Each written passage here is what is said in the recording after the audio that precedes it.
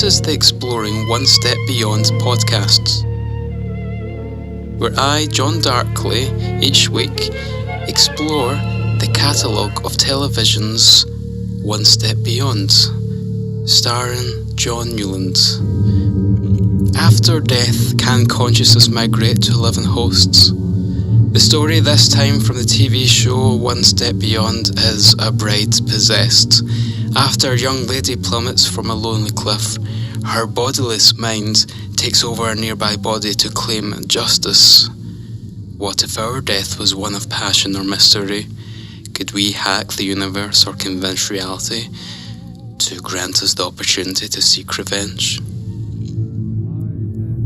History bears some human records of these unusual happenings, and this is one of these stories. After the story, a step into the science of the fringe, the science that only madmen and the desperate seek to explore. First, some physicists insist that quantum mechanics cannot be formulated without taking into account the mind of observers.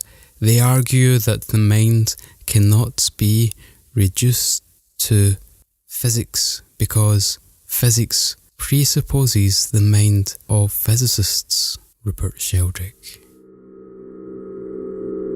You're listening to a John Darkley podcast. Exploring One Step Beyond is a weekly podcast that tells the story of the late 1950s black and white television series One Step Beyond. It inspired The Twilight Zone and The X-Files, and it was a snowball effect that triggered a culture of seekers and people trying to make sense of reality, near-death experiences, consciousness, and everything weird. And by the end, we explore what the thinkers of our time are thinking, fringe science and beyond.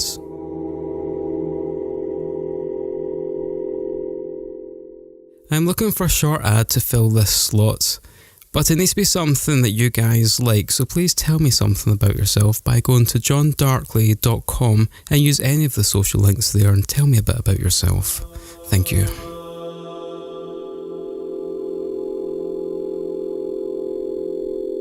Each week, John Newland, the host of the 1950s One Step Beyond, comes out of the shadows and turns to the audience and introduces this week's episode. He says, "The amazing drama you're about to see is a matter of human record. You may believe it or not. You may believe it or not. But the real people who lived this story, they believe it. They know. They took that one step beyond."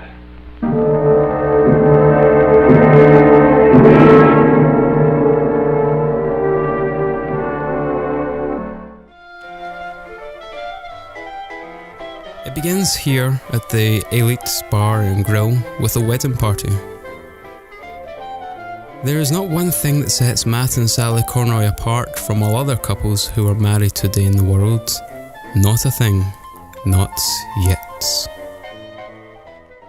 It's a normal wedding party. Sally's dancing with her guests. She's beautiful and full of ecstasy and has a Cali sort of southern accent, and she wears a white dress, reflecting her innocence. This is 1959 after all. Her new husband, Matt Conroy, is about to interrupt. How about that Georgie boy, eh, Matt? He hasn't had that much exercise since he dumped that load of grapefruit up on the Ridge Road. Hey, looks like that little gal of yours could keep on dancing all night, Matt. Not if I have anything to say about it. He's eager to get on the road and get on with their honeymoon. Sorry, baby. When I get going, I get carried away. Hey, why don't you take it easy, you big lug? You all right, Sal? Oh, I think so. Let's try it again. I was just getting warmed up. Hey, back in the stag line, Georgie boy, you've had it. My turn to dance with the bride. Oh, I'd just love to dance with all you gentlemen again. Yeah, but they won't hold our room after 9 if we don't get there. Oh, that'd be a shame. We want to thank you for the party, fellas. Just one last round for the road on me. Hey, Tommy. Say, how'd Conroy ever find you down among those bayous, honey? Well, he transported my cousin's belongings when she moved back home a couple months ago. And Well, one thing led to another. Here I am. How do you like it? Oh, I love it. I've never been northeast or west of Louisiana before in my entire life. Well, no one would know it in the way you talk, honey child. It is clear that Sally has lived in her hometown all of her life, and she continues her new and exciting journey with Matt on the roads. Hey, Matt, don't we get a chance to kiss the bride? Yeah! She has her head rested on Matt's shoulder as they drive. She hopes he's not too tired. No doubt she wants him to keep his energy for later. Hi. Hi. Hey, what were you dreaming about? I don't know. Why? Well, you were making all sorts of funny faces, funny noises. Did I look awful? You couldn't look awful if you tried. Of course, you look a lot better when you're smiling. How much further is it? Why? You're gonna be so tired from all this driving. I mean, I sure wish I knew how to drive so I could help you. You're just gonna have to learn, that's all. Nutty for somebody to live in California and not know how to drive a car. She has a distant, dreamy gaze. What's the matter?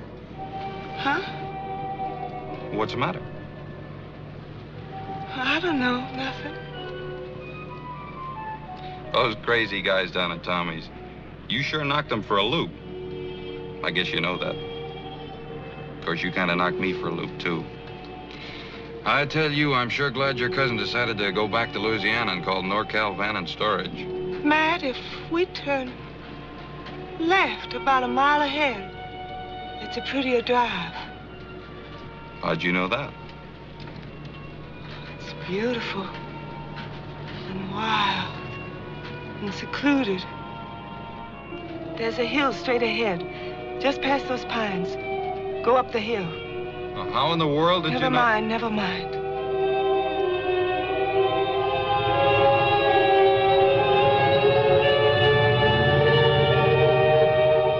That's it. Eagle Point's just ahead. Eagle Point? Turn right. Be careful. There's a fallen tree across the road. Eagle Point. How could she have known? She leaps out of the car as it stops. Hey, wait for me!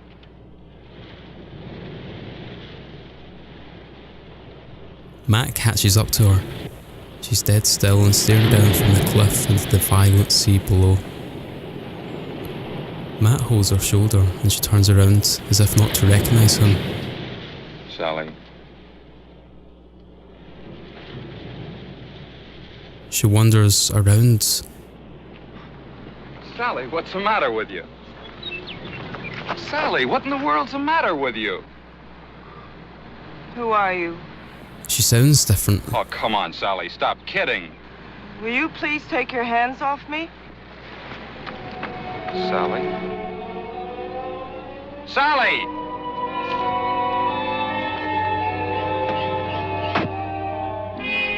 She runs off and Matt races back to the car. She's already driving off. What made her? How is she?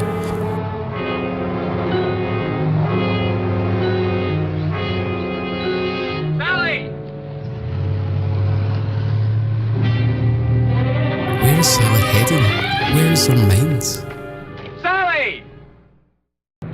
Matt catches a ride by the local police. I don't know, her voice sounded so different, she looked so different. It's night time now. I don't know. Well, there aren't many roads through here. Shouldn't take us long to find her. Now, how would she know about a place like this? She's never been up here before in her life, I'm sure of it. Why would she kid me about driving a car? She looks so different. No, that's mighty strange. What are the lights doing on in the Wharton place? Is that your car? Yeah.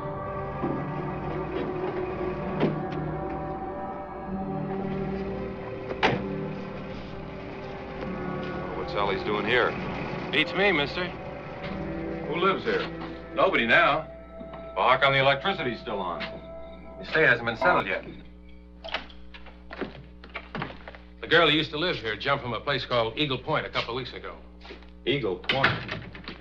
and she is hiding and looks frightened, angry and troubled. It gives me the creeps, a nice girl like that committing suicide. What a mess. Had to make identification from dental records and stuff like that. No! No! No. What are you trying to do? Scare me to death? I didn't. You know what I ought to do, you silly dame? I ought to belt you I one. didn't kill myself. Sally. I didn't Sally. jump. I didn't jump. I was Sally. murdered. I was murdered. I was murdered. I was murdered. She's taken to Shelby Clinic. I'm going to be quite frank with you. That young woman you brought in here is not That going young to be... woman? What do you mean, that young woman? She's my wife. She's not just Your some- wife. Does this sound like your wife? Dr. Alex Lawson plays a tape from Why are you that. keeping me here? To try to make you well, Mrs. Conroy. Why do you keep calling me that?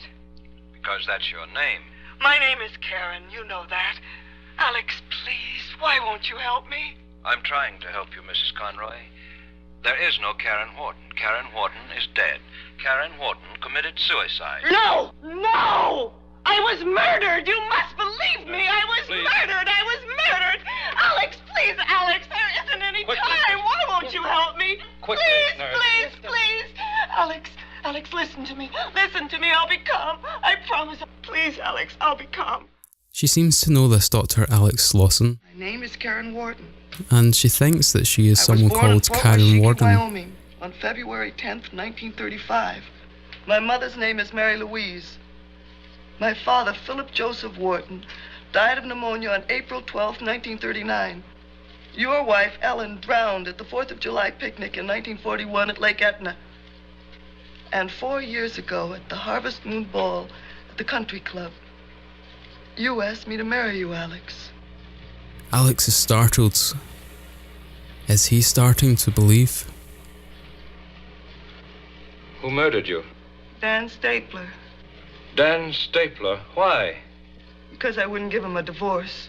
Dan Stapler isn't married. We were married secretly last year in Mexicali. Why secretly? You know why. Mother hated him. And she was right. His passion cooled considerably when he found out that none of Daddy's money was in my name. Then why didn't you give him a divorce? Because I loved him. I would have been anything he wanted me to be if he'd only loved me. I can't tell you how mortifying it was. How revolted I was when I saw him at the beach with other women and at parties. I loathed him and I loathed myself because later, when he'd come to me, when he'd touch me, The doctor stopped the tape. Surely Matt is horrified. She's not as pure and as mentally stable as he thought. Regarding your inquiry, Daniel Stapler married to Karen Wharton this city, June the 11th, 1956. Mexicali Hall of Records. Well, can't there be some sort of explanation? Maybe she read about the death in a newspaper. Well, couldn't it just be a coincidence? Well, what is it? Some sort of psychic hocus pocus or something? Is that what you're trying to tell He me? is a disbeliever. You'd hardly expect a psychiatrist to tell you a thing like that. Why did he murder you? because he found somebody who did have money. That night. Go on. It had been weeks since I'd seen him. He dropped by that night without any notice at all. And the famous stapler charm was in full bloom again. And of course I fell for it again. Dan always had a divine sense of timing. He told me his real reason for the visit, that he wanted a divorce. While he was making love to me, I told him I'd never divorce him, not ever. And then he behaved like a 6-year-old child having a temper tantrum. He cried out that I cheated him, ruined his life. He stomped his feet, and his voice screeched like a petulant woman. He looked so ridiculous. He suddenly looked so ridiculous that I started to laugh. I suppose it was hysteria more than anything else, but I couldn't stop. He turned very white and came at me. He struck me with his fist. And before I could tell him that, yes, you can have your divorce, he killed me. How? It wasn't a pleasant death, Alex. I didn't die quickly. Finally, he crushed my skull with something heavy. And then he took my body to Eagle Point and flung it off the edge to make it appear as suicide. Alex, do you believe me? How can I, Mrs. Conroy? But you must! I'm not Mrs. Conroy! He murdered me! I can prove it! I can prove it! Alex, listen to me! I can prove it! I can make you let me go! I can make you believe me! Let me go! Listen to me, Alex! No! Nurse. No! No! No! What am I gonna do? What am I going to do? Doctor, Mrs. Conroy's gone.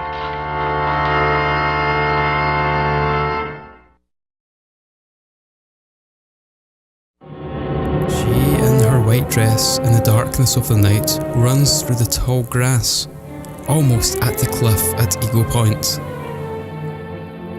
At that point, Dr. Alex and Matt arrive on car. They jump out of the car. Sally, running fast, ducks and rolls under the tree covering the path. She lands on her knees and frantically starts crawling at the dirt and pushing a large log out of the way. Alex catches up and sees the large compacted chunk of rebar she's just unearthed.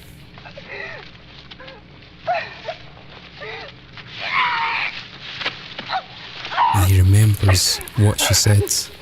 With something heavy.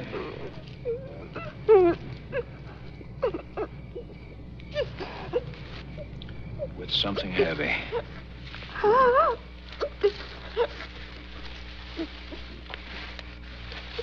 Matt holds her, reassures her. He still loves her. The three in the car come to a stop. Alex holds the murder weapon, and Sally's asleep with her head on Matt's shoulder. Well, what now? We start with this. The police, Dan Stapler. No, I mean about her. I don't know about her. Hi, darling.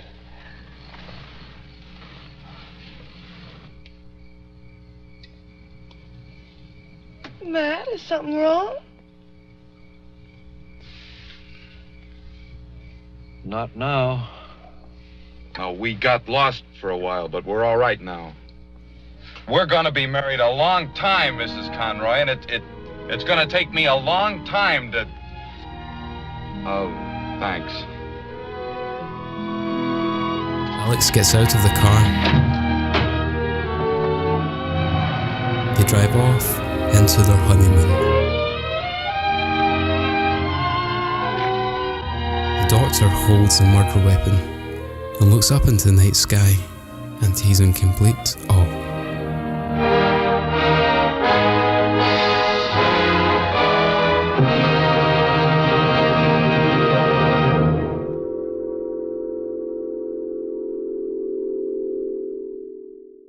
There's a Kickstarter and Patreon being set up to help with this podcast, exploring One Step Beyond. Please help.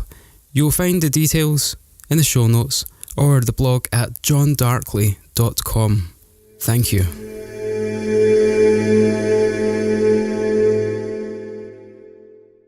One Step Beyond was a predecessor for shows like The Twilight Zone and The X-Files in that supernatural sort of theme. One Step Beyond was no doubt the influence that sparked these shows and a frenzy of other television shows that focused on the barely believable psychic phenomena that lurks below our everyday consciousness. One Step Beyond had a secret format that helped explain the stories in a way that did not alienate the average viewer. They had a disbeliever in each episode, and like the character Matt, who yields the mantle of a disbeliever, he could, at the end of this episode, understand that it could at least be a little bit plausible for his wife to have been possessed. And John Newland, the host, told the story in a more of a matter-of-fact sort of manner. Unlike other similar narrators of the time, such as the likes of Vincent Price, who relied on a more theatrical approach and voice. Was John Newland a believer? Well, there were episodes where John abandoned the usual format of the show to go on a quest of his own mind. He would travel to distant lands in search of hallucinogenic medicines. He even experimented with peyote. And bear in mind, this is the late 50s, sometime before the 1966's Timothy Leary penned the phrase, "turn on, tune in, drop out." It was long before that psychedelic generation. John Newland died January the 10th, 2000, aged 82, in Los Angeles, California. How would he present a modern analysis and scientific look at these episodes? I think he would still employ the disbeliever archetype, and he himself would use his monotone voice in a way that would add surreal feelings in the audience. Maybe John's consciousness still roams the cosmos, or maybe when we die, we just die. Every breath you take contains 25 sextillion molecules. That's 25 with 21 zeros behind it. John Newland's last breath would have taken 2 years to spread around the whole world, so there's a good chance you're breathing some of John right now. Maybe that's the only way we live on. The essence of character certainly lives on through one's life's work. In The Bride Possessed, Sally's body became the host for the restless spirit of Karen Warden as a tool to carry out unfinished business, and to Matt, her new husband, disbeliever and onlooker, it must have been a disappointment to see his wife, the innocent and chaste, change to someone who clearly has had sexual relationships. This seems to be the real terror in his mind. This episode could be a metaphor for the change in character that has been observed with people after they are married and there is less sexual tension. Our environment possesses us. Our bodies are in a sense our environment, and chemicals in us alter our consciousness like dopamine, tryptamines, testosterone, to mention but a few molecules.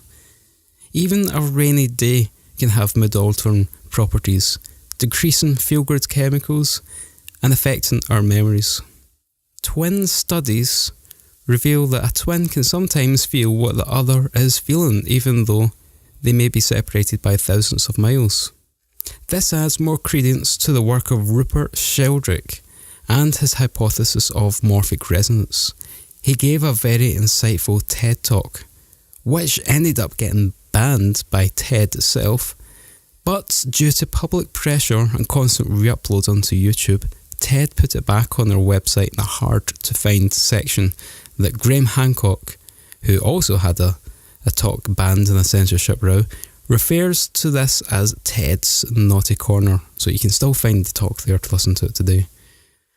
Morphic resonance for me seems to be the idea that memories might not be stored in the body, but things with a similar structure seems to tune into the frequency that we receive memories, sort of like that we might actually be the radio and we're tuning in, picking up on a frequency that is somewhere else, or memories might be somewhere else.